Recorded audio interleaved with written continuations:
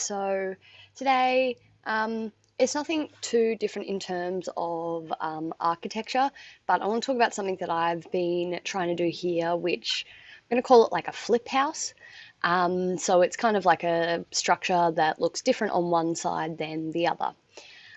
So this is useful on corners especially, or anywhere where the building's going to be viewed from pretty much only two different perspectives. This kind of structure is only going to work in certain areas. If it's freestanding and can be approached from anywhere, it's probably going to look weird. So for this example, this is Babs and Den's house. So where it is, you're only able to approach from the two sides as it's dug into a cliff. Now they want to live together, but they have pretty different styles, and I thought Den wouldn't want to live in a pink house. So the key to making this work is picking a main accent colour that's going to work with both the styles you want to achieve. In this regard, you'll need to plan ahead a bit, but also bright whites often suit most other colours, and the white borders on each side are going to be what sort of separates each of these designs visually. So the style I am using for Babside is inspired by the beach houses from a previous architecture video, but in a more modern style. So this house is beach adjacent, and the architecture is a mix of the beach house and a more modern style. So to make it more modern, I've raised the entryway instead of a balcony like in the beach style, and I'm using those same bright white colours and pillars as that beach style to help it lead through in terms of like a motif. For the colours, I've used the Damascus block dyed pink and dark bark to give it a kind of bold modern feel to the house, and we want to have a small garden to separate it from the public walkway, as well as some bright blacks to contrast in that modern style for the door and the blinds. And I've said before, but these white pillars, or the pillars, are such a pain to place because they're actually on one quarter side of a block. So they look fantastic, but you can kind of almost never guess where they're going to be placed. Just play around if you want something on the interior, on the exterior. Things will look really different actually depending where you place these blocks. So once we have finished the garden area, we can move on. Now the way the idea works is Babs lives downstairs and Den lives upstairs.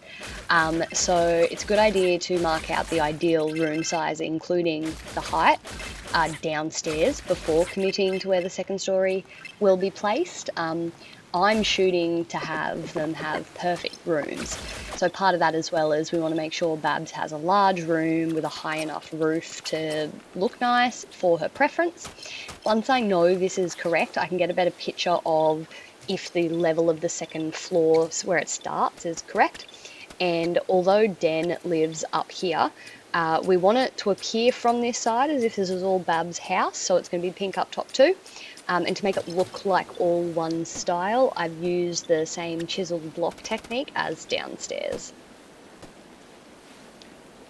So for the roof, very much as part of the beach style, we're going to do a front gable. So I talk a little bit more about this in the architecture video, but we just want to start from one out from the building and go up, going one in. And we'll need to pull it out one and add in the wooden brackets in the end to make it actually look nice. But you can go up probably anywhere up to 5 or 6 directly up like this on most structures without the roof looking too overpowering. But once you get past about 6 levels, it gets to be a bit much.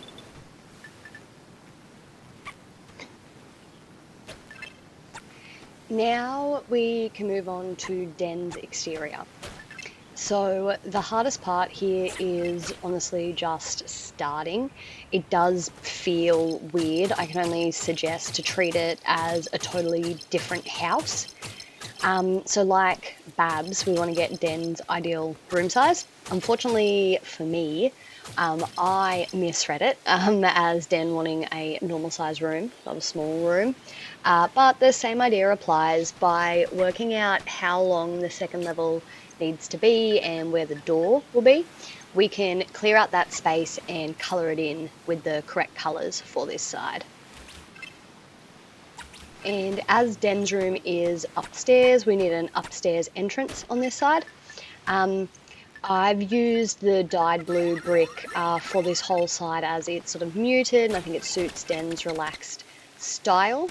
Now, I could have used a more sort of compact staircase, but this way we cut off the boring area that won't have an entrance underneath, and we can make a pretty interesting effect using the wooden fortifications as lattice.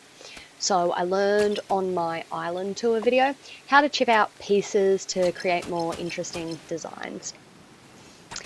So this is definitely starting to get a bit of a feeling. So to help it feel like it's still part of a whole house on both sides, we want to have at least some of that roof coming from the front connecting around on this side. The benefit of a black roof is it's going to suit both styles, and the two different types of black roof will go together really well without being noticed. To help that though, I put down some wooden brackets with a few white ones at the front and the darker ones at the back to blend in those two styles. And the white ones are resting on the white borders so it doesn't look out of place. And the reason I'm not being more specific about the actual building part of this is it's never going to be the same for two houses in a situation like this, because it's kind of like I said at the start, you can only place them in certain areas. So it's more just getting those general ideas of what to do first and last, you know, do the bottom first, work out the room sizes. Specific lengths and stuff here is going to be a little bit harder, because unless you're building in this exact location in cerulean step, it's going to be different for you. So with the exterior done and that general sort of concept put out there, like I said, I can't be too specific about it. I'm just sort of want to give you the idea of something that I tried. We'll talk a little bit about the interiors and trying to get them up to the level that you need every villager with their fanciness and all that, and just a few tricks that I've done for each of them. So on the exterior on Den's side, we've now got that very small sort of 2-block entrance exit way, storage area way under the stairs. Could easily just fill that with a bunch of crates and barrels, and that actually wouldn't look bad. But I thought because Den's got a pretty small room, he might need a bit more room, so why can't he have that outside side bit? So I put in some kegs at the back, and I actually ended up putting a door curtain in front of them so that when you're standing in front of the house, they're not as obvious and detracting away from that Bab style. And then I've done a few things, like I put in some cooking hanging decorations and some fires and stuff. And so the idea is this is Den's little sort of experimentation area. Now with Bab's room, both Babs and Den, coming from Crumbledon, want very high fanciness, which can be really difficult. I made it more difficult for myself than I should have with Bab's room because I didn't want to use metal bricks. I just wanted her to have a much more pink and fun vibe to her room, so I ended up having to fill it with a lot of stuff, but I also sort of went with the vibe that she's very popular, she gets a lot of gifts, so her room is full of presents that she's gotten. But things like light boxes, gold braziers, they're all going to add to the fanciness, but especially your gold and silver bricks, they're going to make it a lot easier to get up your fanciness. And so you can see in Den's as well, using the silver bricks was the godsend to get a small room like this up to the fanciness. But like I said before, the unfortunate thing is I based it on a normal size room, and because I really liked the design, in the end I actually decided he could just have a 2 out of 3. I could go back and just move it in a few blocks, but I really liked the way I'd placed it in the end with a bit of music and like a little mini bar. I kind of imagine that's where him and Babs at the end of the day after work go and sort of talk about the day.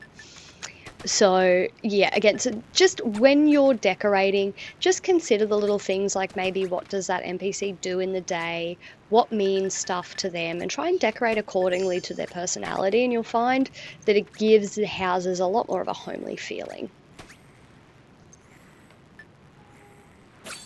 And that's going to be all for this one. It's just more, like I said, a bit of a general idea about trying to do these two-sided houses for very different people living together and a bit of a chat about design.